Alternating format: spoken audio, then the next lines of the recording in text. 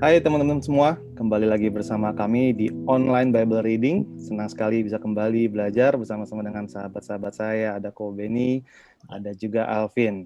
Apa kabar semua? Baik. Baik. Salam damai sejahtera buat yang mendengarkan juga. Ya. Semoga kita tetap produktif, semangat, berkarya dimanapun kita berada.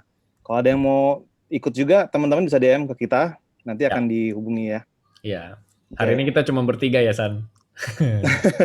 Bertiga, Ya. trio. Trio Minggu lalu hari kita ini. belajar di 1 Korintus 14 yang part 1 ya, kok. Betul, Ya. betul. Ya, dan Sekarang berarti kita part 2, ya. sekarang part 2. Kita kemarin diingatkan lagi juga belajar tentang kalau bahasa roh itu kan kita komunikasi dengan Tuhan. Tapi kalau misalnya nubuat kita komunikasi ke sesama ya. Ya, Ini betul. juga kemarin diingatkan nubuat ini adalah merupakan sesuatu hal yang pasti terjadi dan bukan ramalan yang 50-50 sifatnya. Jadi kali ini kita di part 2 ini mau lanjut bahas tentang pertemuan dalam jemaat kok. Ya. Iya, betul. Judul perikopnya peraturan dalam pertemuan jemaat. Ya. Siap. Ini langsung gue baca aja lah ya. Tanpa panjang lebar, kita langsung mulai aja nih. Dimulai dari ayat 26. 1 Korintus 14 ayat 26. Jadi, bagaimana sekarang, saudara-saudara? Bila mana kamu berkumpul, hendaklah tiap-tiap orang mempersembahkan sesuatu. Yang seorang mazmur, yang lain pengajaran atau pernyataan Allah, atau karunia bahasa roh, atau karunia untuk menafsirkan bahasa roh, tetapi semuanya itu harus dipergunakan untuk membangun. Jika ada yang berkata-kata dengan bahasa roh, biarlah 2 atau sebanyak-banyaknya 3 orang, seorang demi seorang, dan harus ada orang lain yang menafsirkannya. Jika tidak ada orang yang dapat menafsirkannya, hendaklah mereka berdiam diri dalam pertemuan jemaat, dan hanya boleh berkata-kata kepada dirinya sendiri dan kepada Allah. Tentang nabi-nabi, baiklah 2 atau 3 orang di antaranya berkata-kata, dan yang lain menanggapi apa yang mereka katakan. Tetapi jika seorang lain yang duduk di situ mendapat penyataan, maka yang pertama itu harus berdiam diri.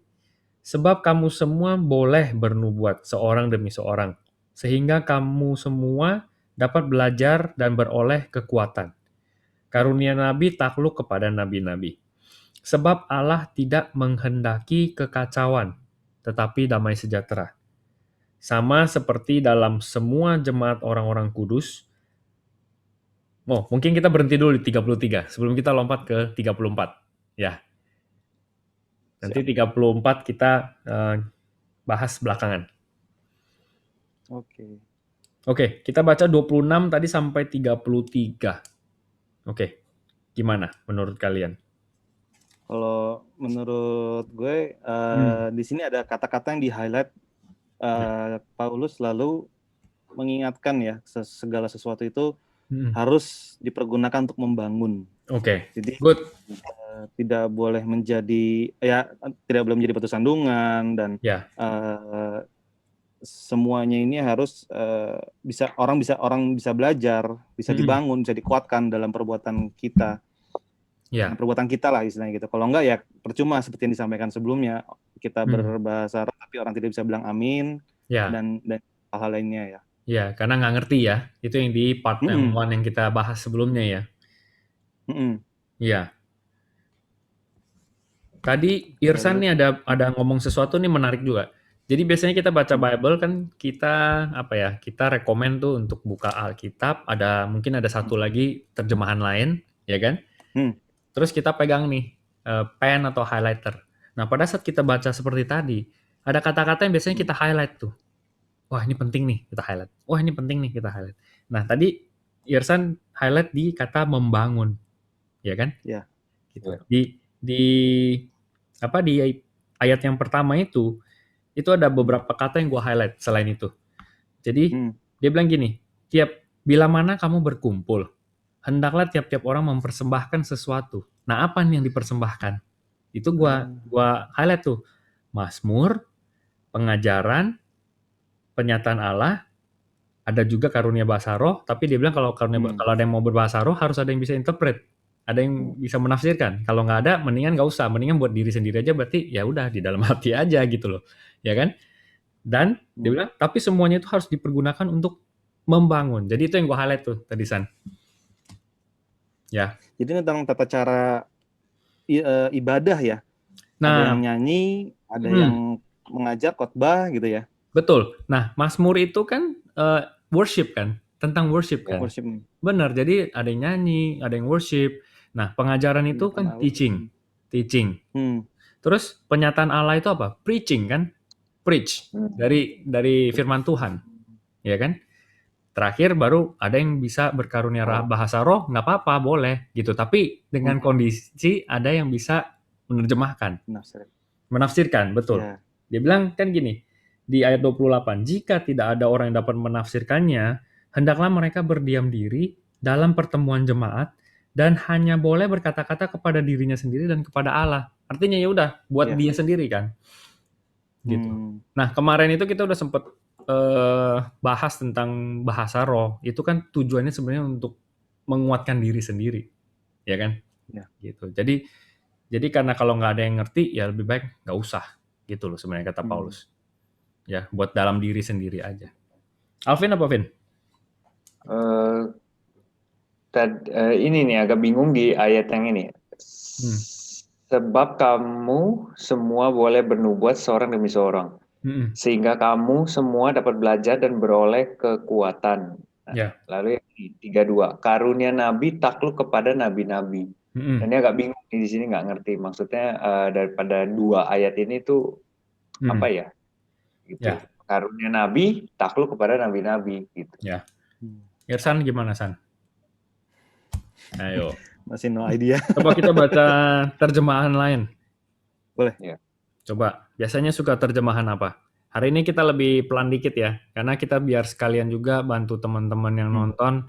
Kalau dia mau baca Bible sendiri tuh gimana sih sebenarnya gitu loh, ya kan? Karena kan ini kita lakuin sama-sama. Kalau pas lagi mau sendiri kan juga bisa. Ya udah, buka aja Bible-nya. Kalau bisa ada perbandingan translation yang lain, terus kita pegang highlight. Nah, sama kayak Alvin gitu. Oh, bagian ini gue ada pertanyaan nih, udah gue highlight dulu, gue catat. Yeah. Ya. Tapi terus terang kita semua belum tentu ada punya jawabannya, gitu loh. Sometimes we have to dig in lagi. Ini maksudnya apa? Ya kan kita bisa cari lagi. Baru kita bawa di konteks kita bertiga gini baca, kita discuss, gitu loh. Oh ini loh yang gue dapat, ini loh yang Irsan dapat, ya kan Alvin dapat seperti ini. Terus kita cari lagi yang benar tuh apa. Terus kita balik lagi sendiri ke Alkitab seperti yang kita sering bilang kan, kisah para rasul. Ya kan, baca, ya kan, balik lagi ke Alkitab, selidiki, benar nggak artinya seperti ini. Jadi kira-kira seperti itu, latihan kita baca Bible tuh seperti itu. Nah, balik lagi ke yang tadi. Ya. Sebab kamu semua boleh bernubuat seorang demi seorang. Di ayat 29, Vin, tentang nabi-nabi, baiklah 2 atau 3 orang diantaranya berkata-kata, dan yang lain menanggapi apa yang mereka katakan. Tetapi jika seorang lain duduk di situ mendapat penyataan, maka yang pertama itu harus berdiam diri, ya, gitu. Jadi semuanya tuh dibikin ada tata caranya, gitu loh.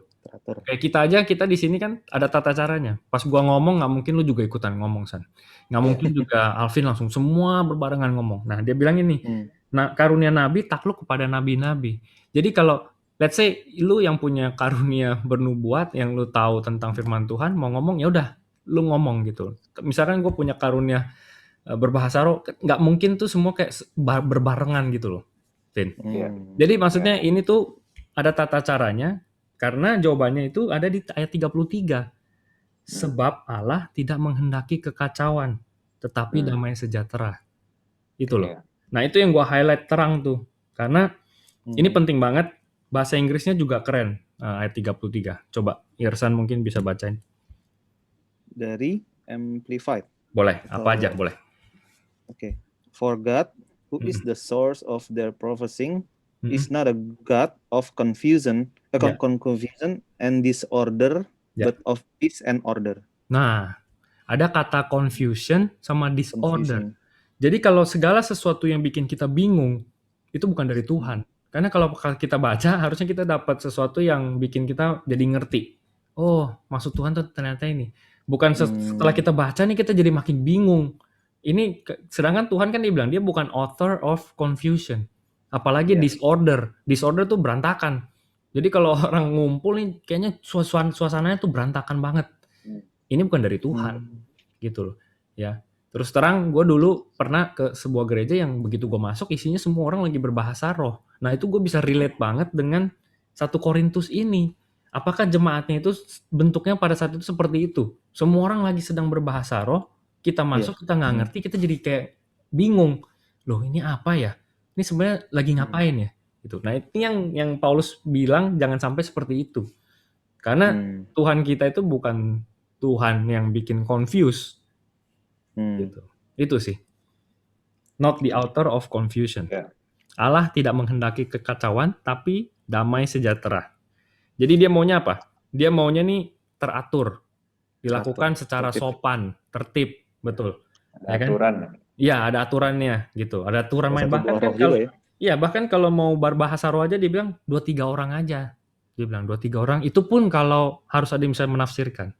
Terus kalau yang mau bernubuat dia juga bilang 2-3 orang aja. Tapi kalau ada 1 orang yang dia bilang mendapatkan penyataan tadi dia bilang.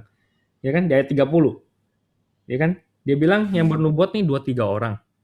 Tetapi jika seorang lain duduk situ mendapat penyataan itu kan tadi hubungannya sama firman Tuhan, ya kan? Ada orang yang tiba-tiba keinget nih firman Tuhan tentang ini. Oh ya gue inget nih. Ya udah dia kan bilang apa? Kasih dia ngomong, gitu. Jadi nggak kayak rebutan semua. Tapi gue ngerti intinya Paulus ngomong ini adalah kesannya nih jemaat Korintus pada saat itu mereka semua self-centered san. Karena pengen diperhatikan. Nih loh, gue nih lagi berbahasa roh, gue lagi bisa menubuat. Jadi lu pay attention. Jadi ini kayak lagi rebutan panggung gitu, Mas. Seperti itu. Ya. Gitu. Apalagi, Vin? Itu sih yang lebih membingungkan tadi. Kalau baca bagian yang ini gitu. Itu sih. Ya. Itu dulu sementara. Oke. Irsan mungkin ada yang mau ditambahin? Ya. Oh, nggak ada sih. Nggak ada? Nggak ada. Oke, gue tambahin dulu sedikit. Tadi kita udah lihat ada kata Mazmur yang gua highlight. Itu kan tentang worship God, ya. Terus ada pengajaran. Itu kan tentang teaching. Jadi ada instruction, ada yang di-encourage, gitu kan. Ya. Terus ada penyataan Allah itu tentang preaching the word of God. Ya kan? Habis itu, jadi ini tuh kayak kesannya basic questions about church. Seperti apa sih sebenarnya gereja itu? Kalau ngumpul tuh harusnya kayak gimana? Itu ada aturan, sopan, semuanya itu yang tadi. Jadi di dalam ngumpul itu cuma ada 2. Worship God sama ngomongin tentang firman Tuhan. Ya kan? Worship, word of God, karena di situ ada pengajaran, ada penyataan Allah. Gitu. Jadi kita ngerti nih, konsep kita kalau ngumpul itu gitu. Bukannya semua harus jadi berkompetisi nih untuk karunia roh gua nih ini nih gitu. Itu sih. Ya. Oke. Ini kita mempraktekkan buah roh juga jadinya ya. Benar. Tertib, sopan, teratur. Benar. Oke. Since lo mention buah roh, kita baca buah roh di Galatia 5 ayat 22. Galatia 5 ayat 22. Nah, buah roh itu apa aja? Itu ada di Galatia 5 ayat 22. Harusnya kita hafal nih semuanya. Karena anak gua aja hafal, San. Wah, keren. Karena di sekolah minggu dia nyanyi disuruh hafal. Oh iya. Oke, gua baca ya. Ya. Tetapi buah roh ialah kasih, sukacita, damai sejahtera, kesabaran, kemurahan, kebaikan, kesetiaan, lemah lembutan, penguasaan diri. Oke. Jadi itu buah roh. Yang pertama apa, San? Yang pertama disebut kasih. Ya. Di situ sekarang kita baca bahasa Inggrisnya, San. Bahasa Inggrisnya. Oke. Amplified, enakan amplified atau boleh. NIV? Ada NIV ya? NIV boleh. Amplified ya. NIV ya? Boleh. Oke. Loh. Sorry, bentar. Ayat 22. Ya. But the fruit of the Spirit is love, joy, peace, forbearance, kindness, goodness, faithfulness, gentleness, and self-control. Ya, oke, itu semuanya ada 9. Tapi bahasa Inggrisnya the fruit of apa? Spirit. Of the Spirit. Ya, the fruit ya. Bukan The fruit. bukan the fruits. Ya. Jadi jadi buah roh itu 1. Rasanya ada 9. Ya. Kadang kita sering bilang, oh buah roh itu ada 9. No, ini kan the fruit, bukan the fruits. Ya. Jadi itu semua sebenarnya dalam satu buah gitu loh. Makanya kita harus make sure, jadi buah itu ada 9 rasa. Make sure kita punya tuh 9 rasanya, artinya wah ini buahnya enak banget.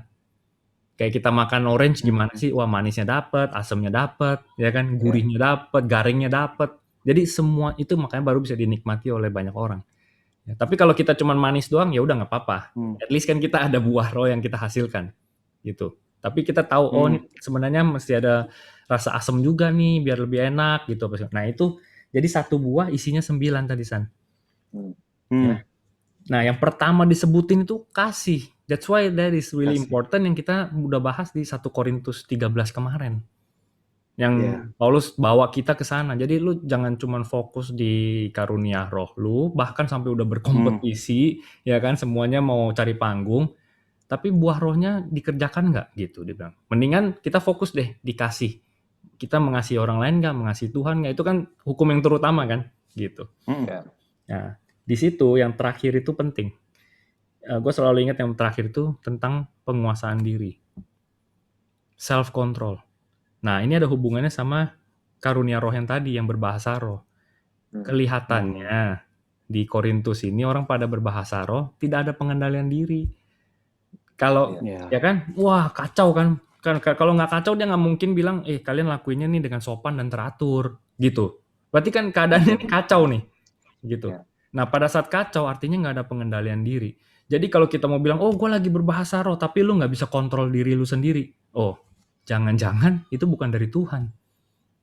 Karena kalau gue baca Alkitab, kata Tuhan, ya buah roh itu ada pengendalian dirinya. Itu buah dari Roh Kudus. Gitu. Jadi pada saat kita nggak ada pengendalian diri, wah kita mesti hati-hati lagi. Cek lagi ke diri kita sendiri, apakah ini benar dari Tuhan atau bukan? Gitu. Itu sih. Ini gue juga baru dapet tadi, pas gue baca lagi, terus gue inget tentang self control gitu loh. Oh ya benar juga ya, karena gue berdasarkan pengalaman gue yang dulu gitu loh, gue pas masuk ke sebuah gereja semuanya lagi berbahasa roh, dan itu gue nggak nyaman. Gue bukan orang percaya sih di saat itu, gitu. Cuman yang nggak nyaman aja. Ini gimana nih? Ternyata setelah kita baca Alkitab, kita jadi tahu salah satu rasa buah roh itu adalah self control.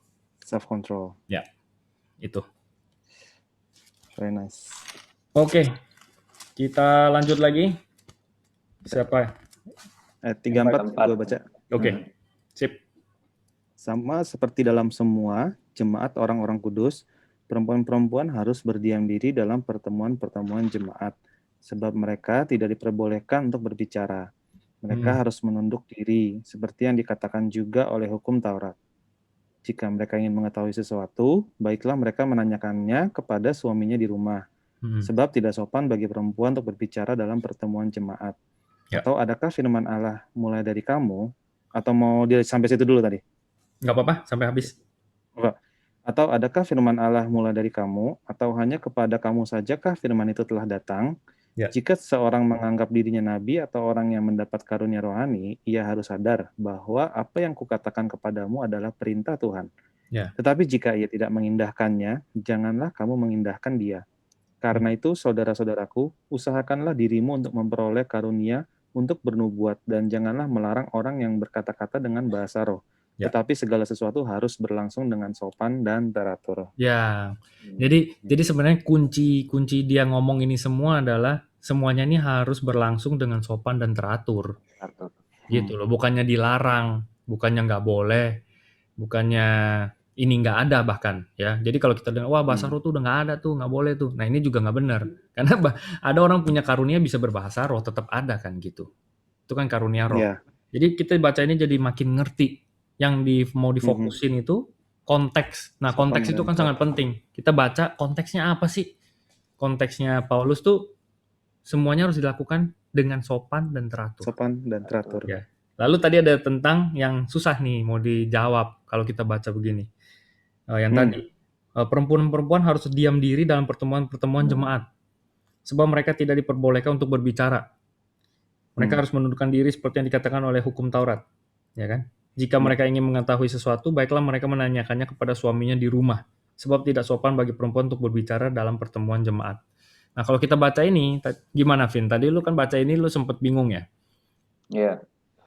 Iya, jadi kan kalau sekilas baca, pasti kesannya itu, oh berarti di dalam pertemuan jemaat ini perempuan nggak boleh bicara nih, cuma boleh dengar. Kalau ada pertanyaan harus pulang, baru tanya nih. Nah ini kenapa dibuat seperti ini pada waktu itu? Gitu. Ya, betul. Ini membingungkan di sini. Betul. Nah, habis itu baru kan kita ngobrol bahwa di Alkitab itu ada yang namanya deskriptif, ya kan? Ada yang namanya preskriptif yang tadi itu. Deskriptif tuh sebenarnya dia lagi ceritakan ya keadaannya, menggambarkan keadaan secara kebudayaan di saat itu tuh seperti itu. Ya. Baru makanya kan kita sering cari nih informasi lagi, apa sih yang dimaksud dengan Paulus gitu loh. Kita cari-cari sumber, terus kita baru akhirnya kita ngerti, oh ternyata di saat itu di Korintus itu karena mereka kebanyakan orang Yahudi yang convert jadi Kristen, ya kan, jadi orang Kristen. Tapi mereka tuh pas lagi berjemaat itu ngumpulnya itu masih kayak orang Yahudi di sinagognya mereka, sinagoga mereka. Yaitu cowok sama cewek tuh duduknya pisah. Mau dia suami istri juga tetap pisah. Jadi yang cowok semua di sebelah sini, yang cewek semua di sebelah sana.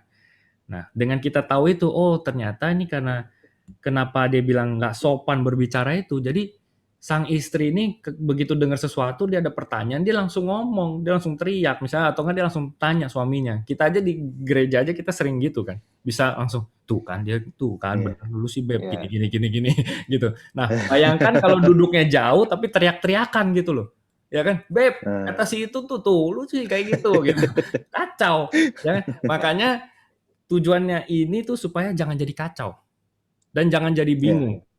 Karena dia bilang Tuhan itu bukan author of confusion.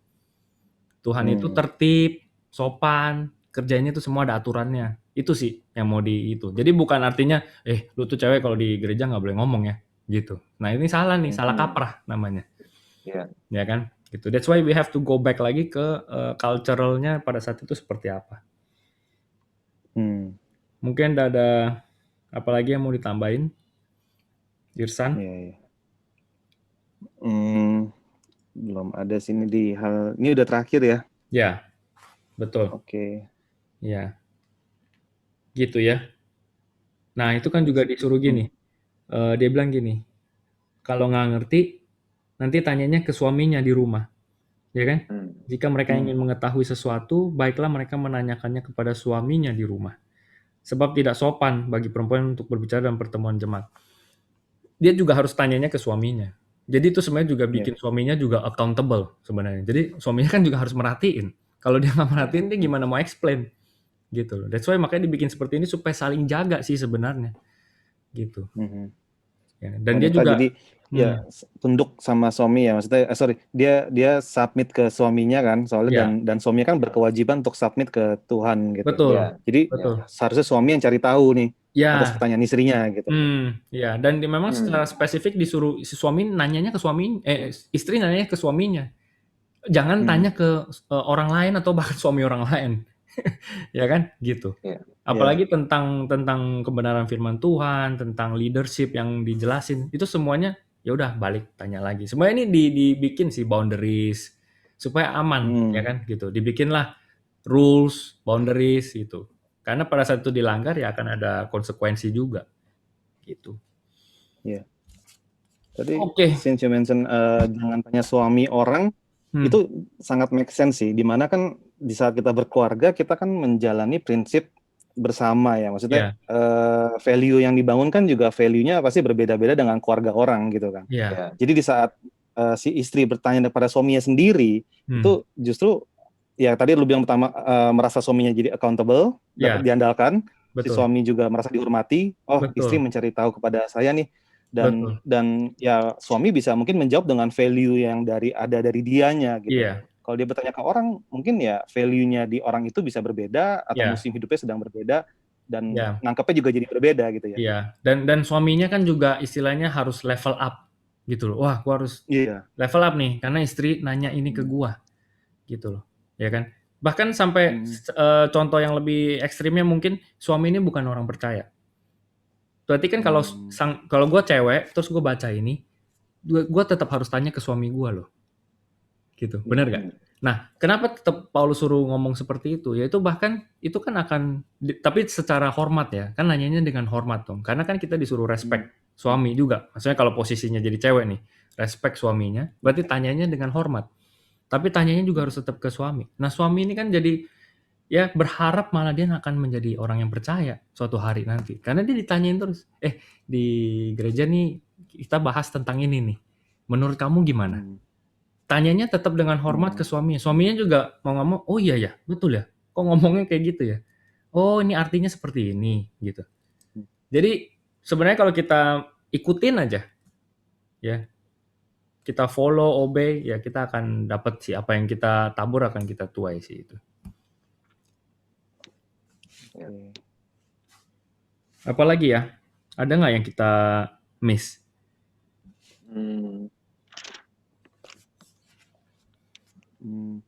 Ini ayat 36 sebenarnya agak kayaknya kepisah gak sih dari ayat sebelumnya? Atau adakah firman Allah mulai dari kamu? Nah ini sebenarnya sedang membahas hal yang lain ya? Atau menurut Koben gimana? Oh, yang ini udah mulai ngomongnya ke general gitu kan? Ya, jadi 36 itu kan sebenarnya ngomongin semua tentang basic thing tentang kalau perkumpulan jemaat ya, basic thing tentang church gitu loh. Tapi Paulus nih pinternya dia langsung ngomong gini, adakah firman Allah mulai dari kamu? Atau hanya kepada kamu saja kah firman itu telah datang? Karena dia ngerti nih, dia punya audience, orang-orang Jewish ini, ada yang ngerasa dia yang, wah gue dapet ini nih revelationnya, ini buat gue doang gitu. Jadi tapi Paulus sudah langsung bilang enggak, karena dia bilang kalau lu mikirnya kayak gitu, ya kan dia harus sadar bahwa apa yang kukatakan kepadamu adalah perintah Tuhan. Nah ini kan yang ngomong Paulus. Maksudnya Paulus ini juga mau ngasih tahu apa yang diomongin sama dia ini semuanya dari Tuhan, gitu loh. Jadi nggak dibuat-buat, nggak mengada-ada, gitu. Jadi jangan sampai orang lain tuh nganggep ini yang gue dapet nih kayak gini, gitu. Beda nih sama lo, gitu. Ya, karena kalau kebenaran itu kan ya nggak bisa dilawan gitu loh maksudnya, intinya. Itu sih. Yes. Ya. Jadi ya di sini ditekankan lagi di ayat 39 juga lebih kita bukan mementingkan ya, usahakannya yang selalu utama itu adalah bernubuat. Tapi bahasa roh juga tidak dilarang. Betul. Tapi bernubuat karena bernubuat itu tadi waktu kemarin kita bahas adalah itu suatu hal yang orang lain dapat mengerti dan memang tujuannya untuk membangun gitu kan. Ya, betul. Membangun orang lain, membangun imannya, membangun kepercayaannya. Betul. Jadi tidak dilarang bahasa roh itu. Jadi di sana kan kesannya kayak Korintus 14 ini kan agak sedikit sarkas ke yang bahasa roh gitu. Tapi sebenarnya bukan tujuannya melarang. Cuman gunakanlah pada tepat dan waktu yang tepat gitu. Betul. Jadi semuanya biar ada cara mainnya gitu loh. Ini ada cara mainnya nih. Gitu loh ya. Biar kita juga sopan, tertib. Itu sih sebenarnya. Ya. Yang mau dikasih tahu. Jadi kita baca nih 1 Korintus kita udah sampai di 14, udah mau habis nih sebentar lagi. Sampai 16 doang kan. Jadi setelah kita baca dari 1 sampai hari ini 14, oh kelihatannya surat ini berarti kayak surat untuk memperbaiki sikap-sikap jemaat gitu. Karena ternyata apa yang terjadi itu agak kacau kan gitu loh. Dari awal kan kita baca seperti itu. Jadi surat ini bersifat korektif, bersifat mau memperbaiki gitu. Makanya dikasih tahu, oh seharusnya seperti ini. Ya kan sebaiknya seperti ini. Gitu. Untuk orang yang sudah percaya justru kan, untuk jemaat, bukan untuk orang yang belum percaya ini malah dibilang. Iya, betul. Jadi kita baca jadi udah ngerti nih konteksnya kok 1 Korintus tuh apa. Oh ini ternyata. Jadi ada terjadi tanda kutip kekacauan di dalam jemaat, cara mereka mempraktekkan gitu loh. Ya, pada saat mereka ngumpul apa segala macam, karunia rohnya disalahgunakan gitu. Ya kan buah rohnya nggak diusahakan gitu. Jadi ini biar Jangan benar sendiri-sendiri. lagi. Iya. Karena nggak beraturan ya. Iya, tidak beraturan. Benar. Bahasa anggota tubuh juga kan, bukan berarti Iya. tangan nggak butuh kepala nggak Iya, butuh apa Betul. gitu. masing-masing. Karena semua Iya. saling satu Betul. tubuh Kristus. Iya, jadi semua di cover Ya, nih kan? sama Paulus nih. So good 1 Korintus ini. Iya. Ya. Oke. I think that's it. Nice. Kita sudah habis 1 Korintus 14 part 2. Minggu depan ya kita lanjut lagi ke 1 Korintus 15. Wah, ini juga luar biasa 1 Korintus 15. Ini tentang the gospel. Kabar baik itu apa sih? Gitu loh. Nah, ini Paulus nih jelasin lagi. Karena mungkin selama ini orang nggak terlalu ngerti sebenarnya kabar baik itu apaan sih gitu. Dia jelasin semuanya. Nanti kita baca. Seru banget nih yang 1 Korintus 15. Oke? Thank you Irsan, Alvin untuk waktunya. Minggu depan kita lanjut lagi. Berharap Mas Aryo udah gabung. Siapa tahu ada satu visitor lagi. Oke? Iya. Ya, thank you semuanya. Selamat beristirahat. Selamat malam. Tuhan Yesus memberkati. God bless. God bless.